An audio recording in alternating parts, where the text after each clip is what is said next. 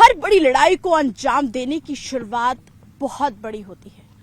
जहां से शुरुआत हुई थी 6-7 की दरमियानी रात, वहां पहुंचे हैं, अंदर चलते हैं, बताते हैं किस तरीके से कमांड सबसे पहले दी गई थी कि पाकिस्तान पर धावा बोलना है।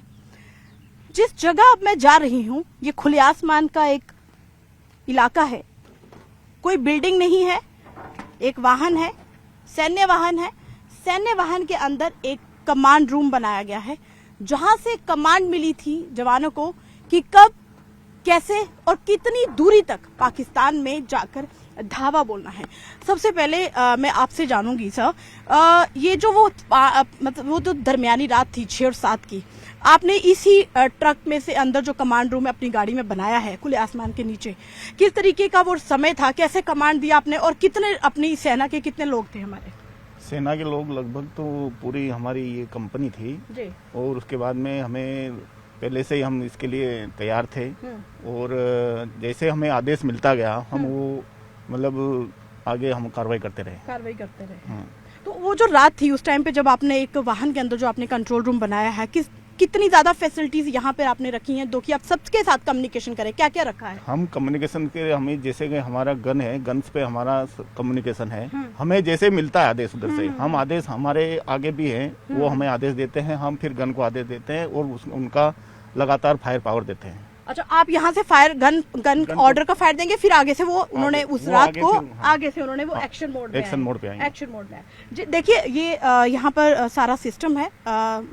युगल आप दिखाइए किस तरीके से यहाँ 5 से 6 जवानों की ड्यूटी है और 4 से 5 लैपटॉप्स यहाँ पर हैं। पूरा कम्युनिकेशन यहाँ से हुआ, यहाँ से कमांड दी गई, रिटर्न में भी यहाँ पर दिया जा रहा है कि कौन सा जवान कब कितने किलोमीटर के दायरे में पाकिस्तान में जाकर जो है वो धावा बोलेगा। और यही नहीं, क्योंकि मैंने आपको बताया कि ये कोई बिल्डिंग नहीं है, एक सैन्य वाहन के अंदर ही ये कमांड रूम बनाया गया है। और सैन्य वाहन के अंदर जो कमांड रूम आप देख रहे हैं, आप देखिए कि किस तरीके से यहाँ से इन्होंने पहले कमांड दी होगी और कमांड देने के बाद हमारे जो भारतीय सेना के जवान जो आगे बैठे थे जिन्होंने वो गोले दागने थे, क्योंकि पाकिस्तान जब गोलियां दाग रहा था तो भारत जो है वो गोले दाग रहा था। ऐसे में 4 से 6 जवान जो इस कमांड व्हीकल में है, जो इन्होंने एक कमांड रूम बनाया गया है, जब वहां से भी फायर आ रहा था किस तरीके से खुद को भी सुरक्षित रखा, अपना सिस्टम लिया और इन बंकरों के अंदर आ गए। और इन बंकरों के अंदर जहां पे मैं अभी जा रही हूं, बहुत ही मजबूत बंकर है और इन्हीं बंकरों के अंदर ये जो है अपने काम को इन्होंने अंजाम दिया। क्योंकि जब व्हीकल के ऊपर भी अगर अटैक होता तो खुद भी जवानों ने जैसे बचाना था खुद को, तो इन यहाँ पर 5 से 6 जवानों के खड़े और बैठने की जो है स्पेस है वो यहाँ पर है। और इन्हीं बंकरों से होते हुए जैसे ही पाकिस्तान ने बार बार सीज फायर का उल्लंघन किया, क्योंकि फौज को किस तरीके से निशाना बनाना है ये तो पाकिस्तान नहीं जान पाया, नहीं कर पाया, लेकिन रिहायशी इलाकों को उन्होंने निशाना बनाया।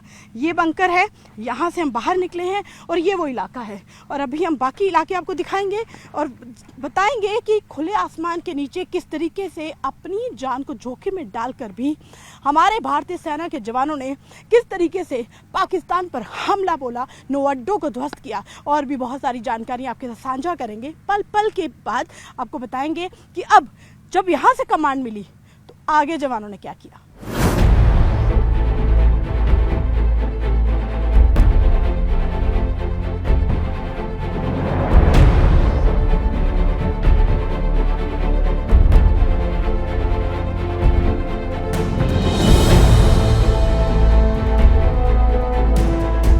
सुदर्शन चक्र भगवान श्री कृष्ण के हाथ में था और दूसरा सुदर्शन चक्र भारतीय सेना के जवानों के पास है। जिस सुदर्शन चक्र की मजबूती दिखाई थी 6-7 की दरमियानी रात को, जब ड्रोन और मिसाइल के साथ बार बार हमलों को अंजाम देने की कोशिश की जा रही थी, तब हमारे भारतीय सेना के जवान इसी सुदर्शन चक्र से, आपको बता दें कि एयर डिफेंस गन से एक के बाद एक जो है ड्रोन को निस्तेनाबूद किया था, ड्रोन मिसाइल को निस्तेनाबूद किया था, जिसका गवाह देश का हर नागरिक था, क्योंकि उस दिन हर एक नागरिक ने, जम्मू कश्मीर के नागरिक ने, चाहे वो बॉर्डर के हो चाहे लाइन ऑफ कंट्रोल के हो, उन्होंने अपने मोबाइल में वो तस्वीरें कैद कर एक यादगार रखी किस तरीके से भारतीय सेना के जवानों ने पाकिस्तान के ड्रोन मिसाइल अटैक को निस्तेनाबूद किया और हर एक ड्रोन को जो है वो पूरी तरह से बर्बाद किया था। ये है वो सुदर्शन चक्र और ये है वो एयर डिफेंस गन जिसके बाद एक के बाद एक ड्रोन को निस्तेनाबूद किया गया था।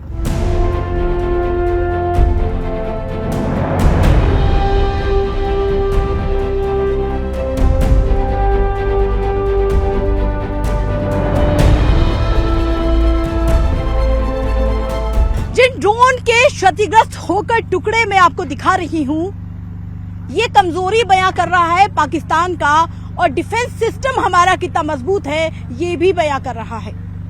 भारतीय सेना के पास हाईटेक ड्रोन है जिससे उस रोज जो देश के हर नागरिक ने अपने कैमरों में तस्वीरें कैद की थी कि किस तरीके से पाकिस्तान के ड्रोन सिस्टम को तबाह हमारे भारतीय सेना के जवान कर रहे थे, यही वो तस्वीरें हैं। आज ये आपको दिखा रहे हैं, युगल आपको जो तस्वीरों में दिखा रहे हैं, आप देखिए कि किस तरीके से चिथड़े इस ड्रोन के हो गए हैं। ये चिप जो इस समय मेरे हाथ में मौजूद है, किस तरीके से इसको हैक किया था, किस तरीके से इसको स्टक किया था। और सबसे बड़ी बात है कि भारतीय सेना के पास हाईटेक ड्रोन्स वो हैं जिसके साथ वो इन ड्रोन्स को पूरी तरीके से हैक करते हैं और उसके बाद जो है वो निस्तेनाबूद करने में भारतीय सेना के जवानों को बड़ी कामयाबी मिली है। युगल यहाँ है, ये छोटे छोटे जो टुकड़े हैं ये पाकिस्तान के द्वारा भेजे गए हुए वो ड्रोन्स हैं जिनसे वो भारतीय सेना की चौकियों को निशाना बनाना चाहते थे, लेकिन नाकामयाब हुए और अपने 9 अड्डों को उन्होंने निस्तेनाबूद करवाया।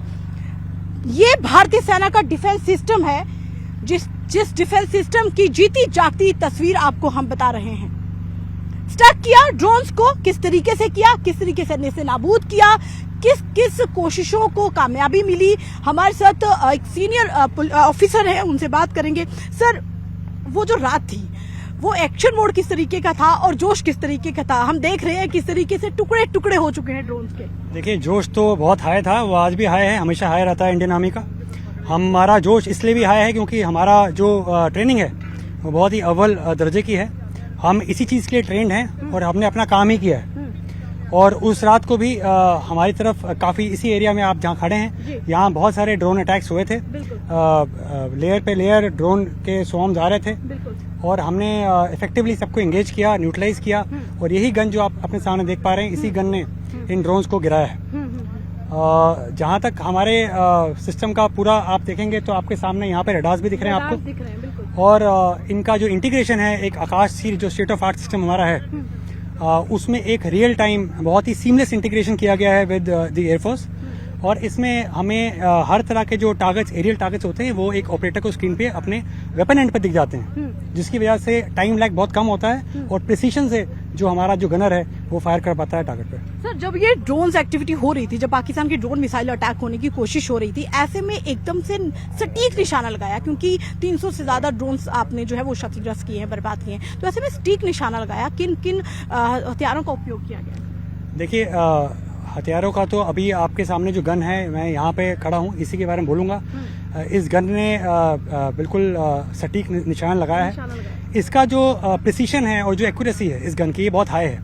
और आप देखेंगे इसका जो रेट ऑफ फायर है वो बहुत ज़्यादा है, जिसकी वजह से इसका जो ट्रैकिंग जब किया जाता है, ये ट्रैक रडार से भी होता है और इसके अंदर अपना एक सिस्टम भी है जो ये ट्रैक करता है। ट्रैकिंग एक्यूरेसी इतनी हाई होने की वजह से जितने भी हमने ट्रैक ड्रोन्स को किया, वो सबको नीचे गिराया। हमने देखा कि आपके पास वो भी रडार सिस्टम था जिसमें आप एक समय में देख सकते थे कि कितने ड्रोन पाकिस्तान से आ रहे हैं। जी हाँ, वो रडार सिस्टम बेसिकली वो आकाश तीर सिस्टम है, कंट्रोल सिस्टम है, जिसमें हमको पूरा रियल टाइम पिक्चर मिलता है। एक सीमलेस इंटीग्रेशन किया गया, ये एक स्टेट ऑफ आर्ट सिस्टम है आकाश तीर, जिसकी वजह से हमें बहुत ज़्यादा एक तरह से इस ऑपरेशन में भी इसने बहुत बड़ा भाग लिया है। और बिल्कुल सर, हम ये कह सकते हैं कि ये 65 की और 71 की 47 की लड़ाई नहीं है, 2025 का ये जंग था, जिस तरीके से हम कह सकते हैं कि किस तरीके से हमने इसको हाई टेक्निक डिवाइसेस से भी लड़ा।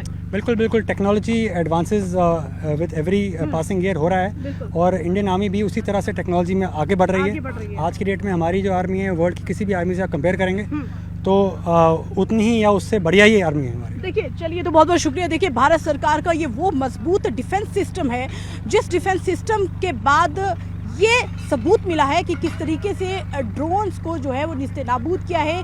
300 से ज़्यादा ड्रोन्स को निस्तेनाबूद किया, एक एक ड्रोन को रडार पे रखा, किस तरीके से उन पर शिकंजा कसा गया। ये हाई टेक्निक डिवाइसेस की वजह से ही भारतीय सेना को मदद मिली है। जिस जगह इस समय मैं मौजूद हूँ, इस जगह को पूरी तरीके से निस्तेनाबूद करने की कोशिश थी पाकिस्तान की, और 300 से ज़्यादा ड्रोन मार गिराए थे, रडार सिस्टम पे कैद किया था ड्रोन्स को, उसके बाद हमला किया था।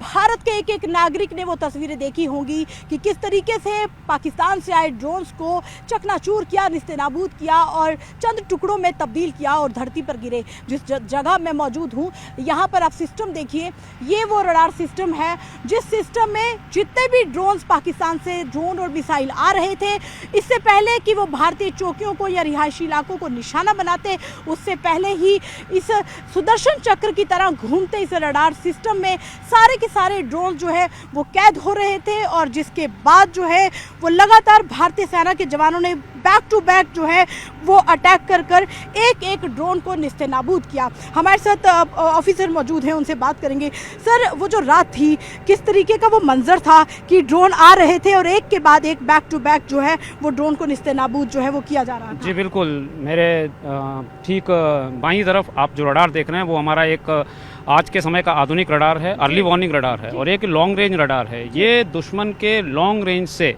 दुश्मन की टेरिटरी में लॉन्ग रेंज से ही टारगेट को सर्च और डिटेक्ट कर लेता है। जैसे हमें पता लगा उसके टारगेट्स जिसमें वो ड्रोन मेनली थे वो आ रहे हैं, तो उसको हमने ये टारगेट का डाटा जो है वो फायर कंट्रोल रडार जो कि मेरे ठीक पीछे है इसको पास किया, और इसके साथ में लगे हुए जो वेपन सिस्टम है, एडी वेपन सिस्टम है, उसने हाई रेट ऑफ फायर से उन सभी ड्रोन्स पर फायर किया और उनको धराशायी किया। सर, रडार में ऐसे क्या क्या इक्विपमेंट्स होते हैं जिनसे आसान होता है सब ड्रोन्स को देखना? जी देखिए, सबसे बेसिकली चीज़ है सर्च करना, सर्च करने के बाद में उसे ट्रैक करना। ट्रैक मीन्स हो गया आपने उसको लॉक कर लिया, आप उस पर पर्टिकुलर निगाह बना के रखे हुए हैं, और मेरे फायर कंट्रोल रडार के साथ में जो एडी वेपन सिस्टम है वो भी उस पर निगाह बना के रखता है। विद इन रेंज आने पर हम उसमें फायर करते हैं और वो नीचे गिरता है। देखिए, विद इन रेंज जो है वो ड्रोन आता है, उस पर फायर करते हैं। बता दें कि भारतीय सेना के जवानों के पास एक ऐसे सिस्टम है, हाई टेक्निक सिस्टम है और ऐसे जैमर्स है जिससे कि वो पाकिस्तान से आए हुए जितने भी ड्रोन्स हैं वो उनको जाम कर देता है,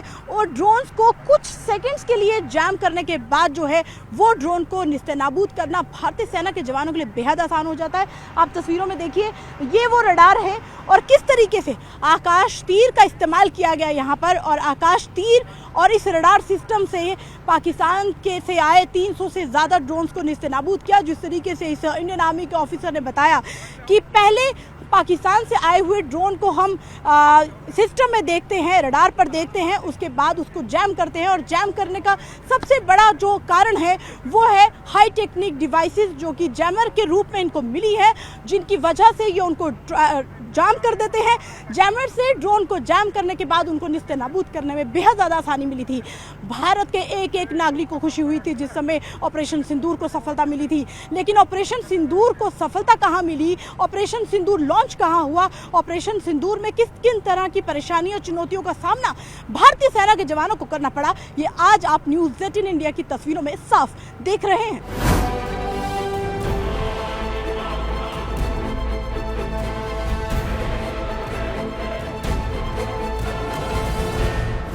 अखनूर सेक्टर की जिस सरजमी पर मैं मौजूद हूँ, इस सरजमी पर एक एक जवान जब अपनी ड्यूटी दे रहा था तो किस तरीके से अधिकारी उनको कमांड दे रहे थे, और आकाश तीर से किस तरीके से एक एक पाकिस्तानी ड्रोन को डिस्ट्रॉय किया था।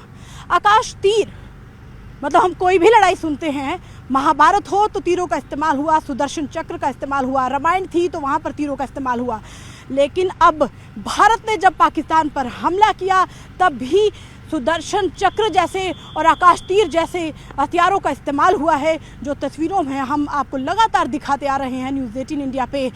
ऑपरेशन सिंदूर को कामयाब करने में किन किन चुनौतियों का सामना करना पड़ा, अधिकारी हमारे साथ मौजूद हैं, उनसे बात करेंगे। सर, बड़ी चुनौतियाँ भी ज़रूर आई होंगी। जी, आकाश तीर सिस्टम जो है एक कमांड एंड कंट्रोल सिस्टम है, और काफ़ी हद तक हमें काफ़ी चुनौतियाँ जो हमारे ऑपरेशन सिंदूर के टाइम पे आई, बट जैसा कि हमारी जो ट्रेनिंग है, हमने पीस टाइम पे जो ट्रेनिंग करी थी वो काफ़ी काम में आई, और जो भी हमारी चुनौतियाँ आई उनको ओवरकम करके हमने दुश्मन के जितने भी ड्रोन एलसी को क्रॉस करके हमारी टेरिटरी में आए उनको हमने बर्बाद किया। सर, देश का एक एक नागरिक उस दिन खुश था जब ऑपरेशन सिंदूर को सफलता मिली थी।